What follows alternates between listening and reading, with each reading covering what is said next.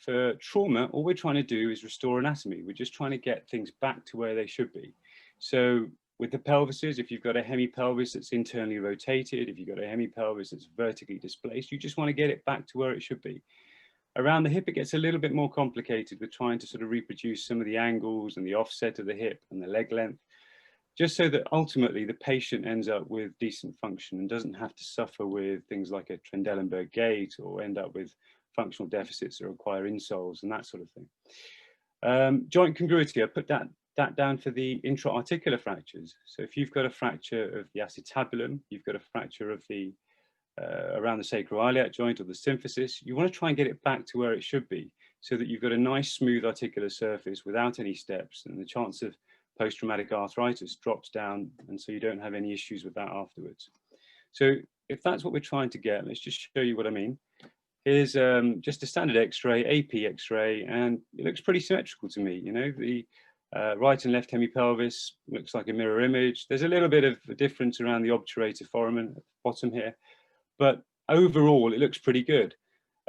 We've got an angle on the right of 132, an angle on the left of 140. Now that's just projectional. You'll get that sometimes, and that's because one side is slightly externally rotated.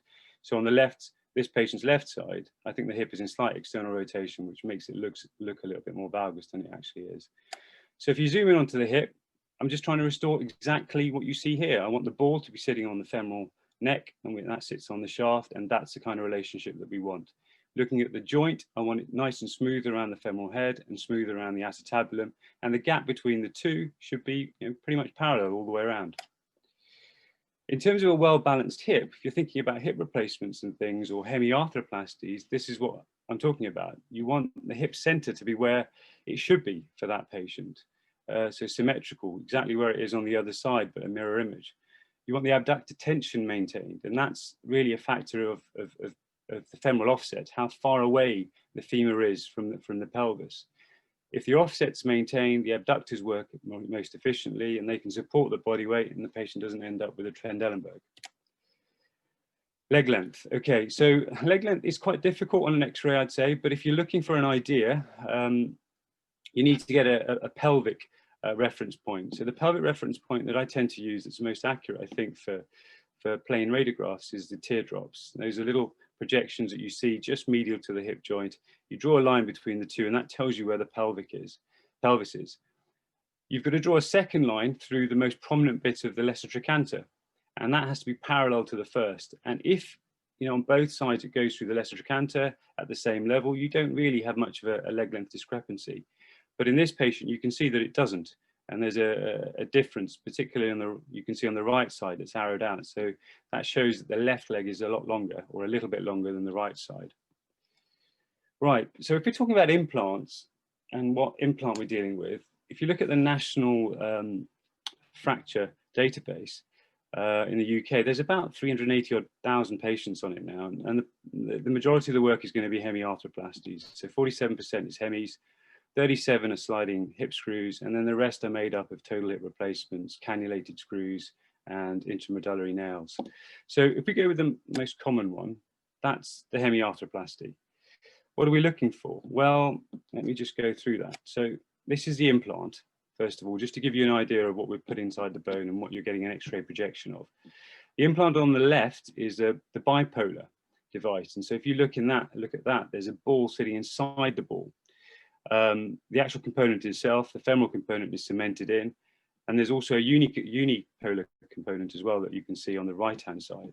Out of those, that's probably the most common implant that you'll see, I think. It's an Exeter stem.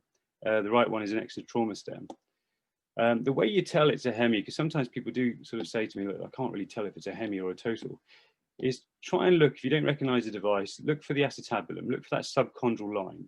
That subchondral line should be there if you've got a hemi, and there should be a gap between that line and the actual start of the hemi, the ball part of the hemi. That gap is filled with cartilage. There's been no attempt by the surgeon to try and remove that cartilage and get an acetabular component fixed in onto the acetabulum. So this is a free-moving femoral head that's trying to reapproximate what the patient's native femoral head is. So in terms of a total hip replacement, this is a cemented total hip replacement. you can see straight away that the ball is a bit smaller. You're not trying to achieve a femoral head the same size as the patient's native femoral head. The acetabular component is cemented in here, so you can see that fluffiness around the polyethylene. And if you look down to the femoral stem as well, you can see that there's cement around the femoral component. If you want to, you can start commenting a little bit about the quality of the cement mantle here. So Gruen's described some zones around the femur. DeLee and Charnley have designed, sort of described similar zones around the acetabulum. And you can start commenting about whether you think the cement is lacking in certain zones or not. That's my go-to hip for a neck of femur fracture. So if I've got a high functioning neck of femur patient, I'll offer them a hybrid total hip replacement, which has got the best results.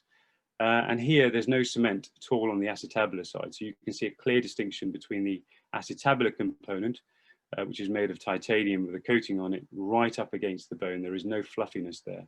But if you look at the femoral component, again, there is some cement around it. And just for completeness, that's the uncemented. Now, a lot of people don't do uncemented hips for neck of femur fractures, but you might see one occasionally, and that's what it looks like. There's no cement visible there.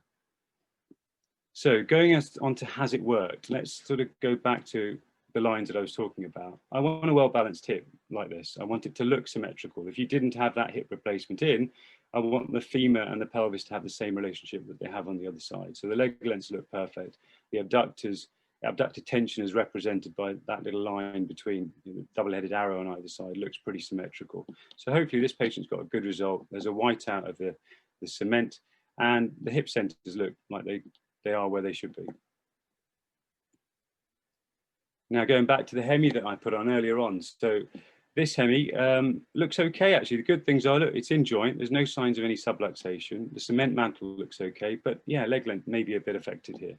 So that's the only thing really that I'd worry about in this patient.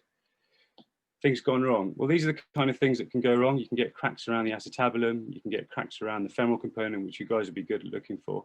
In terms of the acetabulum, that's very rare. You would only get that, I think, when you've got very pathological bone. And the sort of cable of death here, so that's the, on the right-hand side, that's a sign of an intraoperative crack that the surgeon may have had, and that's why they've got a cable there. Right, this is something we don't like seeing with the hemis. If they're not sitting right, there's a big problem here, because ultimately on the lateral and the AP, this one isn't. And if it subluxes and dislocates, you've got a big problem. Traditionally, you're looking at about a 50% mortality in this patient group because of their comorbidities. If they go back to theatre, it's never good. Right, moving on, sliding hip screws. That's the second most common, and that's what it looks like. You've got a lag screw that sits in the femoral head. That engages the barrel. This is the barrel here, and the barrel is attached to a plate which is screwed into the shaft of the femur. So together you get a pretty robust fixation of a femoral neck fracture, and it's a pretty stable fixation. So you end up with compression across the fracture and high rates of union. So that's what it looks like when it's in and it's working well. These are some lateral views of it as well. And if you really want to get into it, you can start talking about things like tip apex distances, which is described by an orthopedic surgeon, I think, called Baumgartner, where they look at trying to figure out whether it's going to cut out this DHS. Is it going to work or not? And they've suggested that if this distance is low, x AP plus x lateral, then it's less likely to cut out. That's an example of a cutout. So bottom left-hand side, the lag screw has lifted away from where it was put by the surgeon, and that's allowed the whole the femoral fracture to start collapsing, and you've got a loss of reduction there. Sometimes the metal device can fail itself, and that can result in something that you see on the right side. So femoral nail, we're on to the femoral nail. If we're worried about unstable fracture patterns, we'll use this. This is an intramedullary device, goes down the middle of the bone. It has a lag screw similar to the DHS that goes up into the femoral head. And distally, it has a locking screw, which goes across through the nail and the bone, so that it gives the patient it gives you some rotational stability of the fracture. That's what a cephalomedullary device looks like. So instead of one, sometimes you have two lag screws going up into the femoral head. And again, this is just to highlight that, look, if you get the alignment right, the bone will heal and you'll get good results with your patients, and that shows that. What we don't want to see is this sort of thing. It does happen occasionally, I think. You guys you'll spot things where we've sort of missed the distal locking holes. So that's what's happened there on the bottom left-hand side, and that's not intentional. And then on the right, you'll see that some of the metalwork is cut out. Again, that's pretty obvious if that's happened. Right, with the femoral fractures, just to mention, about 5%, if you're not looking for them, will have a neck fracture associated with it. So just get into the habit of having a good look at the femoral neck. This is one that we had about a month ago at Mary's. And if the surgeon had just put some screws, instead of coming down here in antegrade locking mode, if they'd put screws going up into the femoral head, it wouldn't have been a problem. You would have had stability of the fracture without any issues. So cannulated screws. Now, these are screws used to fix the neck fractures. And what we're trying to do is keep the femoral head on the neck. Usually use 2, sometimes 3, but they can go wrong, like in this picture. So you've got prominence of one of the screws in the joint, you've got one that's backed out, and then the whole fracture seems to have displaced again, which isn't what the surgeon was intending to do. And that's just a close-up of that screw sitting out in the joint, which isn't good.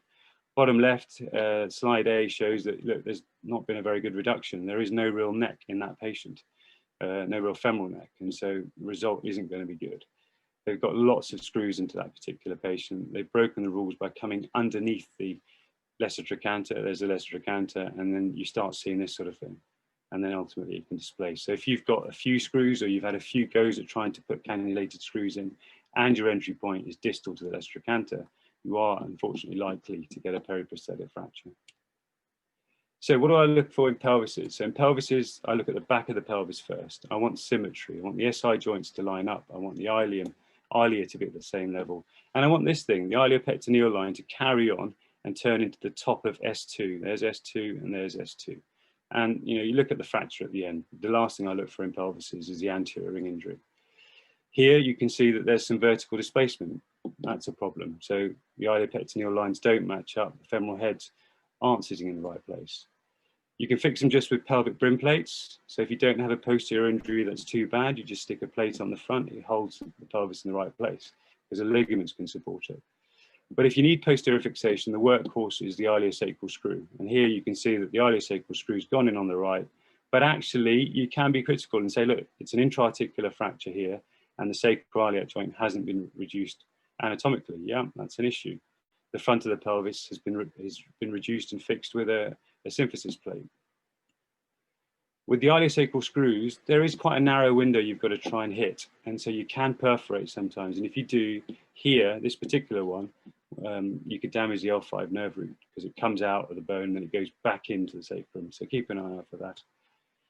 Other things, just for completeness, the high anterior X fix is something that used to be a workhorse for initial management of pelvic fractures. Out of the 380 I think we get now at Mary's, we'll probably put 2 or 3 of these on a year. So it's not very common, but they are quite useful for damage control, and that's what they look like. This is a low anterior X fix. So we use these a little bit more because they're a little bit more robust. They last a bit longer in the patient, and they utilize a bony corridor just above the acetabulum to hold the pelvis in the right place anteriorly. And this is the infix. So instead of the low anterior X fix that you just saw, the infix relies upon fixation with the bar going across, being buried within the subcutaneous tissues. So lastly, acetabular fractures. Very simple here. What we're trying to do is restore the joint. You can put brim plates on like this. So you can see there's a plate on the anterior pelvic brim, and there's also an extension of this plate on the quadrilateral surface. And the reason to do it is to stop that from happening. I don't like breaks, I don't like displacement, I don't like any sort of articular incongruity. So this is an anterior pelvic brim plate, which restored the joint alignment. And this is the posterior version. So posterior fixation is on the posterior acetabulum. This particular patient has got some extra screws from a surgical hip dislocation so that we could get into the hip safely. Right, sometimes you need to do both, front and back. Okay, this is the brim plate at the front, and then that one's the plate at the back. So that's it really. If it's my cases, it's usually, the implant is the right one. Has it worked? Yeah, always. And anything gone wrong? No, not really. But if it does, I want you guys to give me a call. All right, that's it. Thank you, Jas. You have done amazingly in terms of timing. We actually have got another 10 minutes to talk and ask questions before our next speaker. So I've asked people if they have any questions, send them via the chat or just shout out if they want to. Or one from Ben already. Thank you, Jas. That was great. Very informative. Would you say many orthopods read plain film reports? Let's get down to the nitty gritty. A colleague of mine, Graham Lawton, summed it up recently, actually. He was being quite funny in the pub, but I think there's an element of truth. I think it comes down to the experience. So he looks for the number. You guys sign off your reports with your GMC number quite often. So he looks for the number and tries to figure out if it's close to his. If it's close to his, he'll listen to it. If it's one of the newer ones, he sort of doesn't. But that's not me saying that. I see. Okay, cool. Actually, that relates to a question I wanted to ask you. How do you feel? So it's one of the difficulties that we all have when we're reporting post-operative films is how you word your report. So for something that, you know, we ourselves couldn't possibly do, the surgery. So kind of, even if you say, you know, the appearances are satisfactory, does that not sound a bit patronizing? And what about if actually we start saying things like, you know, actually there's malalignment or actually being critical? How do you feel about that? It's a good question. It's a sort of eternal question, isn't it, of this sort of thing. I don't know. I think if you see something that's not quite right, I think you should comment on it. That's you know, just part of being a doctor. I think usually you're not going to, though. Most of the time you'll see things that look sort of okay, and that's why I didn't dwell on the minutiae of it. I wanted to just sort of point out, look, overall things look okay. The symmetry of the pelvis, if the hip seems like it's restored similar to the other side, you can comment on that. You can sort of say, look, this looks pretty symmetrical to me. The right side of the pelvis looks like the left side, or the right hip looks like the angles are sort of restored like the left side. If you're worried about any of the screws because you haven't got a lateral view, you could say that one's pretty close to the articular surface. If you need a CT, we're happy to get that, or a lateral view, we're happy to get that. That's probably how I'd approach it. I think you're right with the whole satisfactory thing. It doesn't help very much. That's probably why people don't read the report sometimes. So what would be okay? So kind of essentially, you, as you say, use words like symmetrical, etc. So try and be a bit more specific. We'll put some red dots on it. That always gets us. Random red dots. Okay. Can I ask a basic question? Oh, we've got a question here from Dowson. I think that might be your surname. Can I ask about using hybrid total hip replacements in the over 70s? Our consultants have to use fully cemented in line with GIRFT guidelines, although some certainly prefer hybrid. Oh, we're talking about GIRFT guidelines. So yeah, my understanding is that actually hybrids are fine. So the GIRFT thing is that there's a big push to, you know, it stands for getting it right first time, and there's a big push to trying to put in implants that seem to work very well, as opposed to what we're doing at the moment, which is a whole bunch of different people doing different things. And I think, you know, there's definitely some good things that come from it. But my understanding is that when GIRFT look at your rates of cementation, it's not fully cemented hips they look at. So hybrids count really as cemented hips. So we only get picked up if it's fully cemented. Some of the words that orthopods use aren't always obvious to us. So can you explain cut out, please? Oh, it's not where it should be. So the implant's been put into a bed of cancellous bone usually, and it's no longer where the surgeon put it. And so if you get an x-ray, sometimes you see a sort of lucent line around it where it was, or if you get a CT, yeah, you see a big hole in the cancellous bone where the implant was. And that was really I think it was the DHS, wasn't it? You can see that now. Okay, good. Yeah, let's have a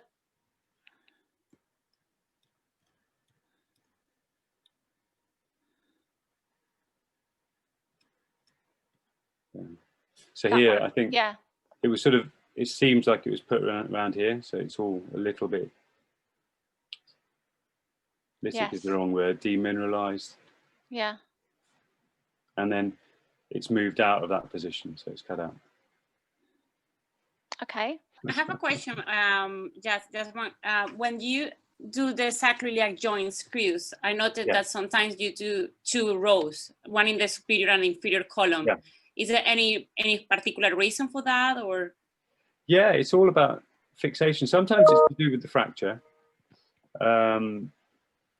in that you don't have a safe corridor. So here, this is an S1 corridor screw. If the fracture involves, let's see if I've got that. Yeah, so here's a nice example, really. So with this, if we're calling this S1, S1 is dysmorphic, and it is in a lot of people, actually. It sort of slopes away. This may not be an S1, it may be a partially sacralized L5, but whatever has happened here, it seems like the surgeon has missed the fact that this isn't, this bony corridor isn't safe. So in this situation, if we're calling this S1, I wouldn't have gone in here. If I wanted to put this one in, you would have come from down here and worked your way upwards, so you hit the bony corridor. Or the other option, if you've got a nice corridor, is S2.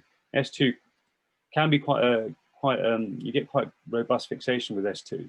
The corridor is a bit smaller because the S2 body is a bit smaller. But actually, the great thing about S2 is you can usually go all the way across. So you end up going across one sacroiliac joint and then across the other sacroiliac joint, which in some of the older patients gives you access to extra cortical bone, so that the screw is less likely to cut out afterwards. They're more likely to get up and get walking on it.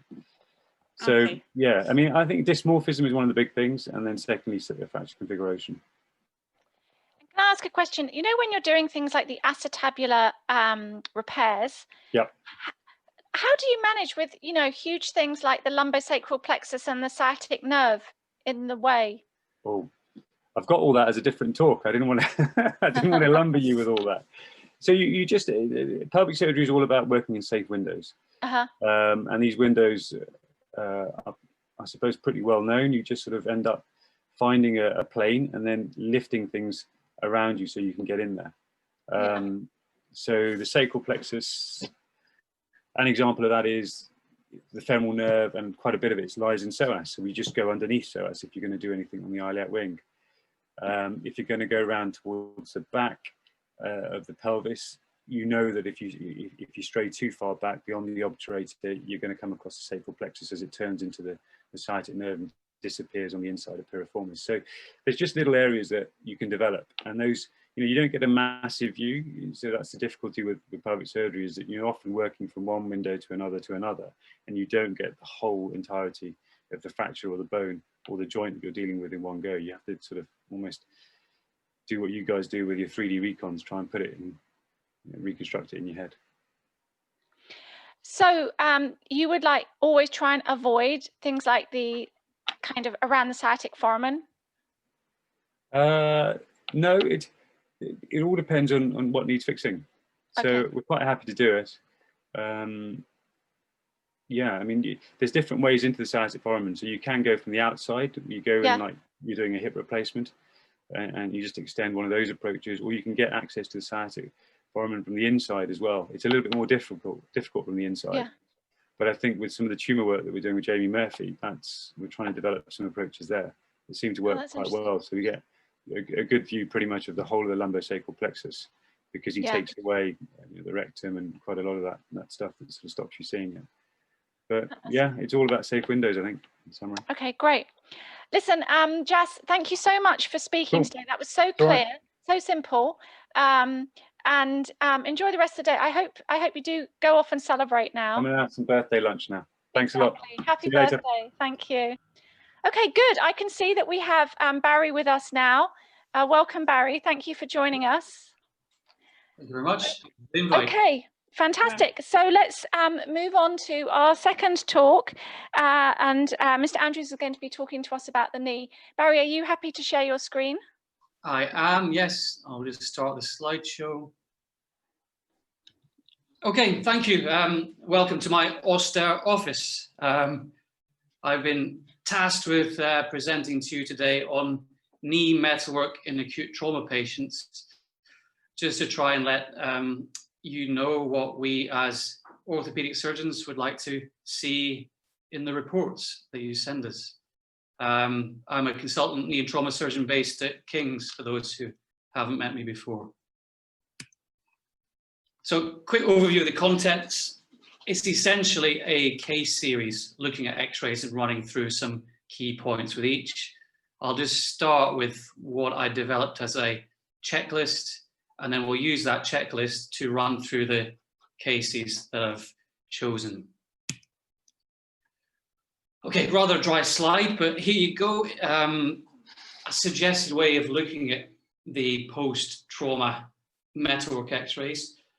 So start by looking through previous radiographs, trying to identify any pre-existing pathology in the patient or metalwork that predated the current injury.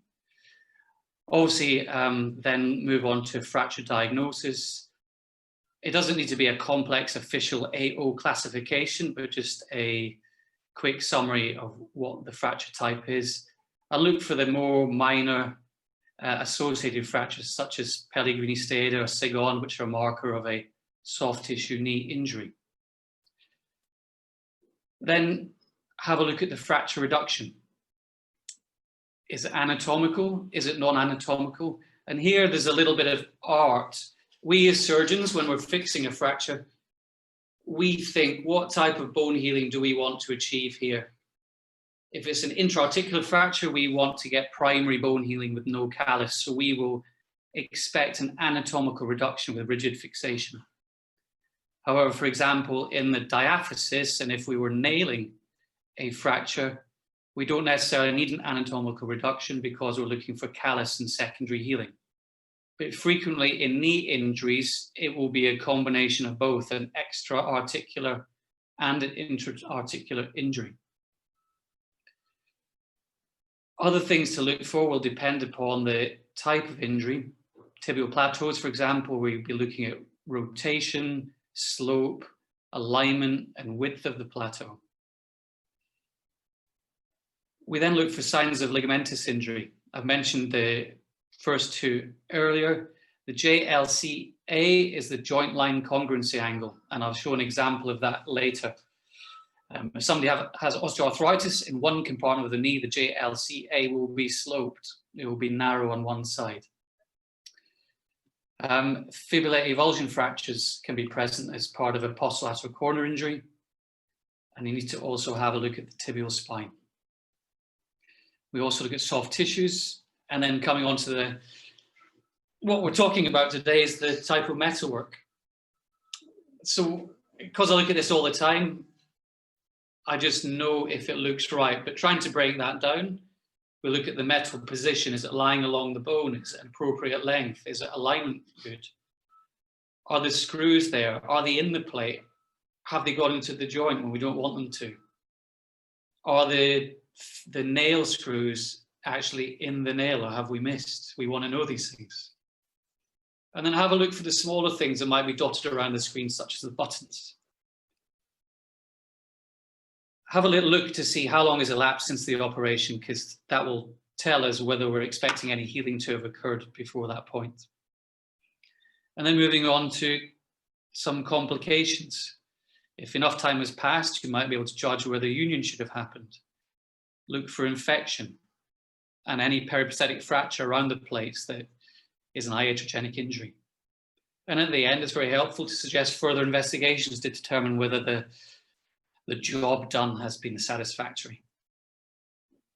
Okay, so bear that in mind as we look through the cases.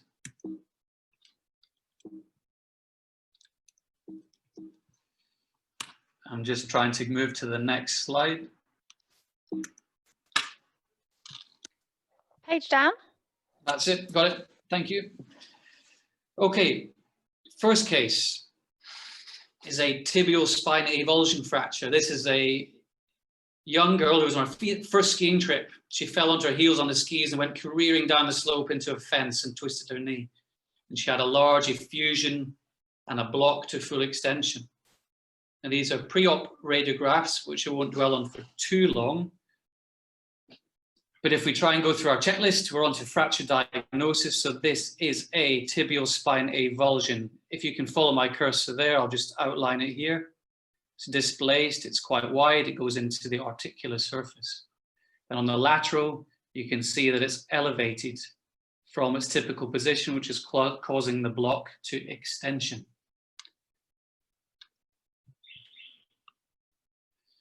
We do get a CT for these. You can see it's comminuted, confirms that it's elevated and it's mal-reduced. And this is the metalwork X-ray. Very small amount of metalwork granted. but that is a cortical button that you'll typically see after ACL reconstruction. So we go through the checklist. We've made the diagnosis already. So I'm looking at the reduction. I'm very happy with this reduction. I would say is anatomical. If you look here on the lateral, the spine is congruent. There are no gaps beneath it. And on the AP, again, no gaps, and the spine's having an appropriate contour. There are no other signs of ligamentous injury. The soft tissues look fine. We've identified the metalwork as a button. It's appropriately placed against the cortex. You can see the tunnel of the suture fixation running down to. We perform this arthroscopically. This is taken at 6 weeks post-op, and it appears to have united. I can't see any complications here, and I don't think we need to do any further investigations.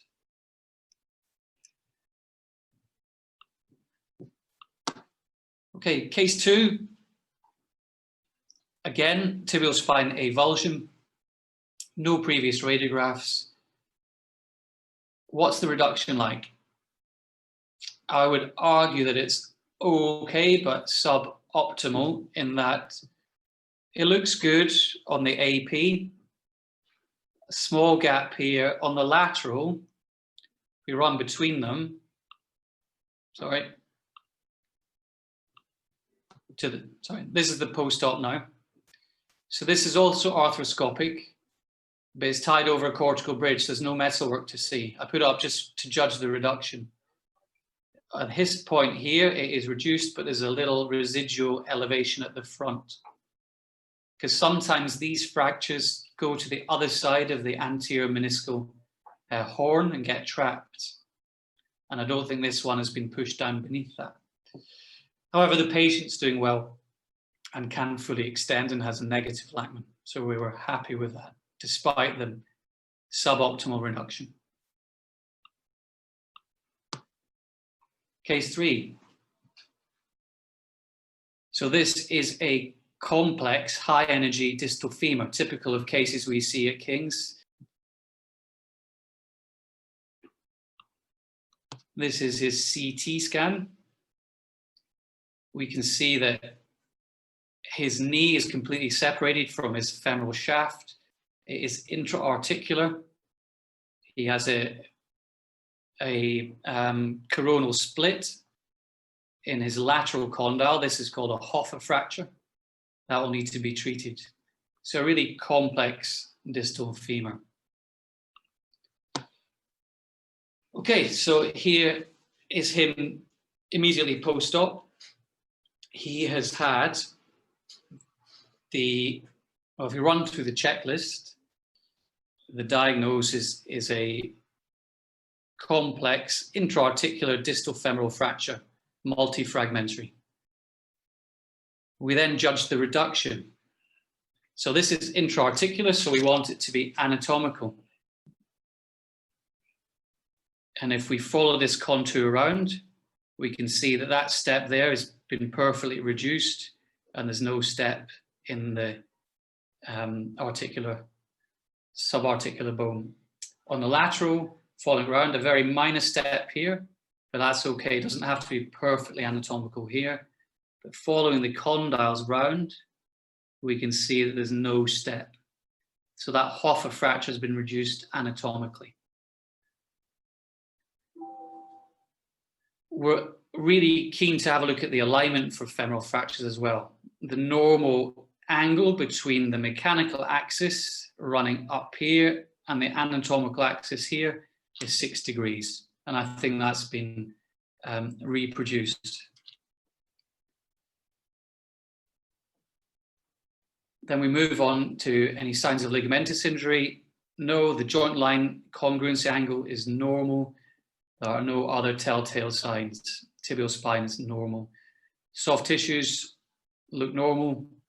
Identifying the type of metalwork, we have a lateral condylar locking plate with fixed angle screws running into the bone. There are some 2 independent lag screws here fixing the proximal fragment. The lateral shows the plate is an appropriate length. It's nicely aligned on the femur. I would say the X-ray is inadequate though, because it doesn't show the top of the plate. We can see the two Hoffet screws here, which are appropriately length and are not emerging into the cartilage, front or back. The screws in the plate are centered in the holes and they are not emerging from Blumensatz's lines, so we don't believe they are in the notch. So overall, that is a satisfactory looking X-ray. You could be very critical and say, these screws are a little bit too long, and I would agree right there.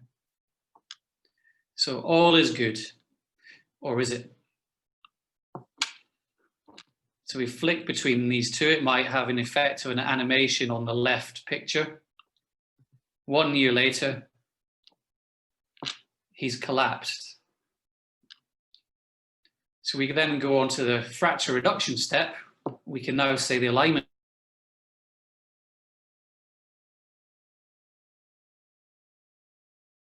distal femur. And the screws, which should be fixed angle, have changed in their angle to the plate, so that construct has failed.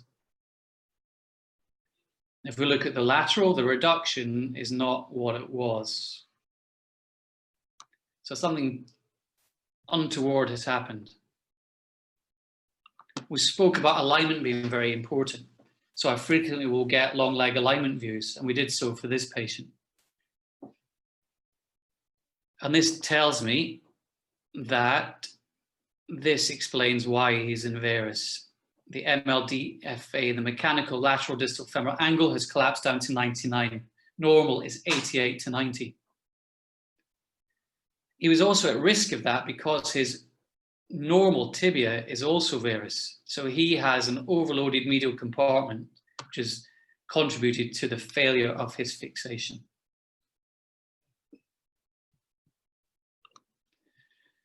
And this is what we did. So we can now go back to the fracture reduction. The alignment has been reconstituted. We're happy with that. To achieve that, we took him back to theatre. We performed a distal femoral osteotomy through here, and we removed his lateral plate, put a medial plate on, and reapplied his lateral plate. We are happy with this metal work now. There's an appropriately positioned medial plate with good positioning screws. Nothing is intra-articular, and our joint remains congruent.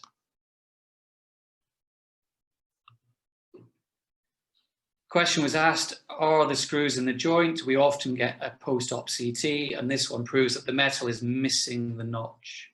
So one of the suggestions post-complex fracture like this could be a CT to determine reduction and metalwork position. Okay, next case. This is a periprosthetic fracture of the distal femur around a total knee replacement. We would look at the previous radiographs and have a look at this knee replacement. We can see it's a simple, maybe 2 or 3 part fracture here. The component appears well fixed. However, if we have a look at this bone here, there's a sign that we missed pre-op. And we'll take a look at that again in a moment. Okay, so now the post-op metalwork X-ray. So we've made the diagnosis, we're judging the reduction. So this, thinking about the type of bone healing we hope to achieve, this was simple 2 parts. We could get anatomical reduction and absolute stability, which we've achieved with 2 lag screws here. And then this is what we call a neutralization plate, just protecting that repair up the side. It's a locking plate, so it's appropriate for there to be a space there. The screws are nicely aligned. They are good length through both cortices. Looking at the lateral, the reduction is good. Some calluses being thrown off. These screws are holding through the bone. But if we then have a look at this component, we could say that the lucency or the lysis beneath it has increased. And indeed, this lady returned to our hospital with a hot, swollen knee, and the fracture and the fixation have stirred up the infection that had been brewing for many years in her total knee replacement. So she's gone for a first stage distal femoral replacement now. So just including this to make sure that we look at all the pre-existing metalwork pretty closely. And on the picture on the right, which is zoomed in, there's a lucency around the screws here and here and here. It's quite subtle, but that just shows that this has been infected. Okay, next case.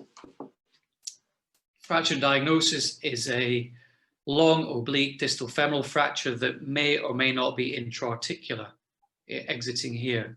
So I would suggest that a CT scan would be the next investigation here.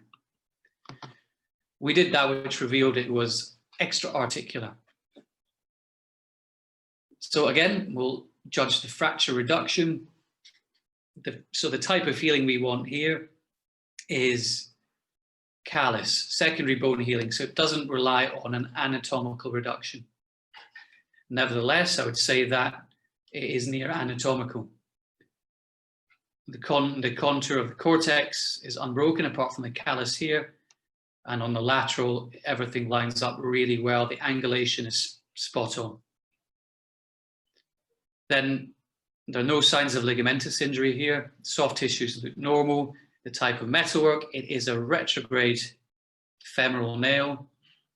This strange big screw here is one for osteoporotic bone. It's fixed angle and will help support this fracture and help it from collapsing into varus. The two screws are inserted. On the lateral, we can see that they are in the holes of the nail, which is crucial. The nail is not emerging into the knee joint, causing any trouble. And we've got an appropriately positioned locking screw at the proximal end of this nail. So overall, this is a satisfactory appearance and needs no further investigation.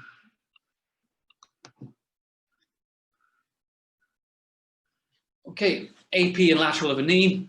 Next case, this is of a PCL avulsion injury.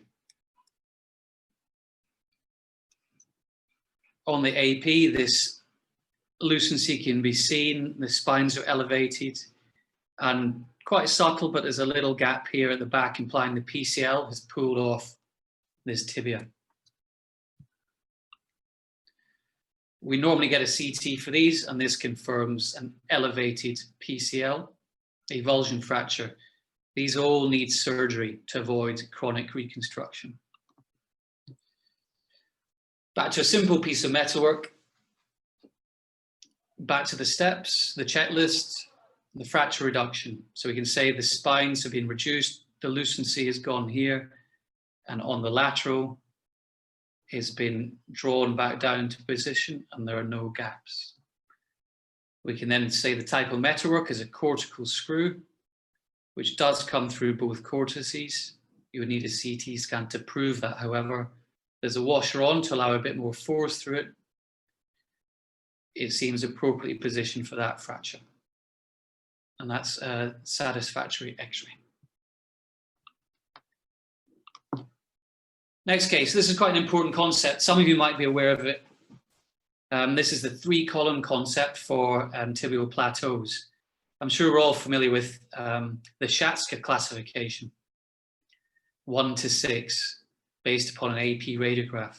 Trouble with that is it's just 2D, but our fractures are 3D. So about 10 years ago, the reference at the bottom, these gentlemen introduced this 3-column concept, which has gained real traction, is now accepted classification. It's based upon CT.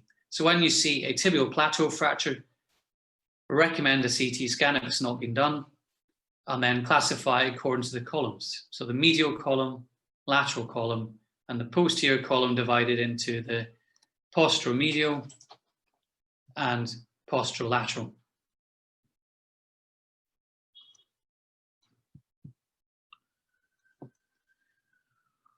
Okay, so making a diagnosis, this is a tibial plateau fracture, which is affecting the lateral column and the medial column, though the medial column doesn't exit, so it's incomplete. CT scan, the axial is good to see, so it's the lateral column and posterior.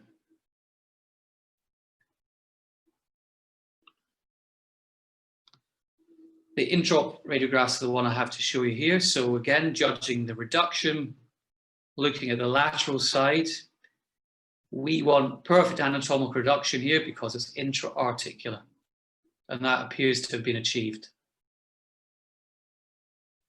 The lateral side has not lost position, that's been held. And then the plate is appropriately positioned, ending just under the joint line, nicely following the contour of the bone. On the lateral, it is in line with the tibia. There is a raft of screws subchondraly in a really nice position, going most of the way across. They are not entering the joint. This is a supporting kickstand screw. The slope of the tibia has been reconstituted well, and that is a good post-op X-ray. Moving on in terms of complexity, this is one of the hardest plateaus I've ever had to deal with here at King's. Middle-aged gentleman came off a motorbike, and the X-ray only tells half the story. We can think that there's a lateral column, a medial column, but we don't know whether the posterior column is affected. You can see the tuberosity is off here as well. CT scan reveals all. Going back to our 3-column concept, posterior column, both medial and lateral. Medial column has been fractured. Lateral column is fractured. So we aim to put Metalwork on each one of those columns, plus he has a tibial tuberosity fracture that will need to be dealt with. So we've addressed each of those columns. There's a plate on each one. So having a look at the reduction, aiming for anatomical here. Almost. Not perfect, but considering what we started with, not bad. Specific to tibial plateau fractures, as well as the congruency here, we want to look at the width of the plateau from here to here. Does it roughly match the femur? I'd say this is slightly widened, implying an imperfect reduction. Importantly, we're also looking at angulation. It appears here as if his tibia is inverus, but we'll come back to that in a moment. We'll look at the slope. Quite difficult to determine here what his slope is. Then looking at the metalwork, we've got 3 plates, 1 for each column. I would say each plate is appropriately positioned, appropriate length. They end at different points, so there's not a stress riser. None of the screws are going into the joint. They are subchondral, providing the best support. The tibial tuberosity is anatomically reduced with 2 screws holding it, reduced with absolute stability. So not bad. You would have suggested a post-op CT, which we achieved, and we can say that although the reduction is quite good, there's a little bit of a gap here, there's a step here, but none of the metalwork is intra-articular. Again, I love long legs in much of my practice, and I wanted to see, did I malreduce him? Is this why he's inverus? The answer is no. If I have a look at this proximal tibia angle of 83 degrees here, it's within 1 degree of his normal side. So why is he in so much varus? The answer is that he's developed pretty significant post-op OA, which is not surprising given his fracture. So he will need a knee replacement. Okay, next case, again, tibial plateau. Start by naming the fracture. It is a bicondylar fracture. There's not a CT available at this point. I don't do frames myself, but this is one that's been framed, plus screws. The X-ray is centered on the proximal ring. The reduction is not perfect. It is wide. It's not anatomically reduced. There are steps in the joint surface. Difficult to say what's happening with the slope here. This is about 1 year post-op. Frame's been taken off. I wanted to show this just because it's a complication. We have reverse tibial slope here. We have non-anatomical joint line. We would expect this to be anatomically reduced, but it isn't. The screws are long and emerging here. It doesn't look particularly happy. And this gentleman needed to be revised to a total knee replacement. Okay, nearing the end, this is to illustrate the smaller fractures that might show a multi-ligament knee injury. So this young gentleman, his girlfriend jumped on his back, wanting a piggyback ride, and his knee collapsed, giving him a depressed medial tibial plateau fracture. And this is the one I wanted to show. This is a fibular avulsion fracture, which shows a posterolateral corner injury. His biceps femoris and his LCL are attached to this. This is his immediate post-op X-ray. Again, anatomical reduction here, an appropriately positioned plate, good screws which are not intra-articular. The proximal fibula has been anatomically reduced, and a tightrope, sorry, not a tightrope, a suture tunnel has been used and tied over a little button here. His knee is now stable and his posterolateral corner is fixed and healed.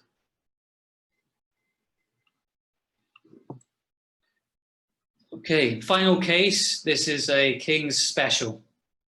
So look at this. He has an ipsilateral femoral shaft which is open, patella fracture, depressed tibial plateau fracture, tibial shaft fracture, and here's the joint line congruency angle. It's widened here, narrow here, implying posterolateral corner injury. Similarly, on this side, he has a depressed split medial tibial plateau fracture with an abnormal JLCA, implying multi-ligament knee injury. So what would be suggested here is CT scans of both knees plus MRI scans. And we would keep him in a trauma-safe MRI brace, or MRI-safe trauma brace rather. This is his left side. I wonder how many of you have ever heard of this. Maybe the consultants have. I hadn't had to look it up. So again, judging reduction, he has a good anatomical reduction of his joint line. However, it might be a little widened. Appropriate plate with good screw position. Slope is good. Joint line congruence angle is really open. He has a posterolateral corner injury and also a PCL injury. But he also has this problem here that I'm illustrating on his MCL down his medial side. He's really stiff and has a lot of pain. So we've heard of Pellegrini striatal lesions where the MCL pulls off, but this is Pellegrini striatal disease where he has massive calcification of his medial knee. So we're going to have to go in and surgically excise this, the results of which might be poor. And we have to do that before we even consider his multi-ligament problem. His other knee is more of a success story. That is this. So I've illustrated this to show you sometimes you can have so many types of metalwork and injuries in the one view. But if you go back to the checklist and break it down one by one, nothing will be missed. So quite briefly, one by one, let's start with patella. He had a transverse patella fracture and also a distal pole fracture. We can say that's been anatomically reduced. Suture fixation is here. There's an appropriately positioned screw transversely, and it appears to have united. He had a PCL avulsion injury.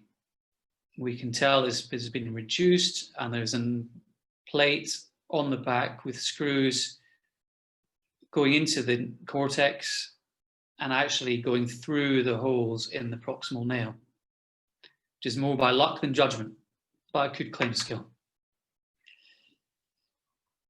The images here of his posterolateral corner, and also he had a complete separation of his proximal tib-fib joint. This metalwork shows G2 anchors securing his posterolateral corner to his fibula, and then a tight rope, like we often use in ankle fractures, pulling his proximal fibula to his tibia.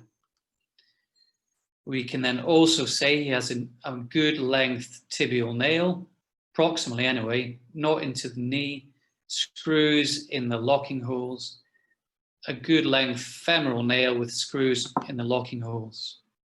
The alignment is good, rotation is good, and overall we can be happy with that fixation.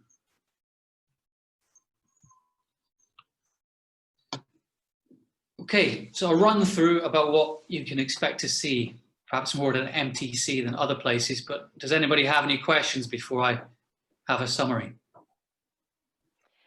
Thank you, Barry. I'm just looking to see if anyone has any questions yet. Feel free to send them in the chat box. I don't think so. Okay.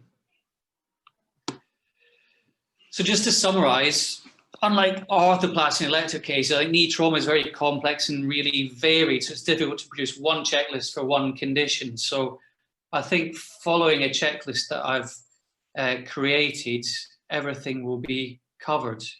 We're looking at dividing intra-articular from extra-articular fractures. We're thinking about the type of healing and fixation a surgeon would like to achieve. We've covered distal femur, patella, introduced the 3-column concept for the proximal tibia. We've looked at ligamentous injuries, including those of the proximal fibula, and we've shown a variety of plates, nails, frames, and screws that are commonplace in our practice. Thank you. Fantastic. Thank you so much, Barry. That was so clear. And I think you'd be amazed at the concepts that you think are obvious, but aren't at all obvious to radiologists. I almost feel embarrassed to admit myself that I never really understood that, you know, you wanted to have primary bone healing in an intra-articular fracture. I mean, I guess if I'd thought about it, I would have realized that, but no one's ever actually explained that. So thank you. Hopefully I'm not the only person in the Zoom who feels like that. Well, we do have a question here, which is about the posterolateral corner injury. Does that get fixed at the same time as fracture reduction? In the ideal scenario, it would be. So with the acute posterolateral corner injury, better outcomes are achieved if it is fixed within 3 weeks. And then with our fractures, we aim to fix them at the most within 2 weeks. So it makes sense to try and do that all in the same sitting. On his right knee, we did fix those at the same time. Yeah, but on his left side, as you saw, we haven't yet done his posterolateral corner because the patient was too unwell.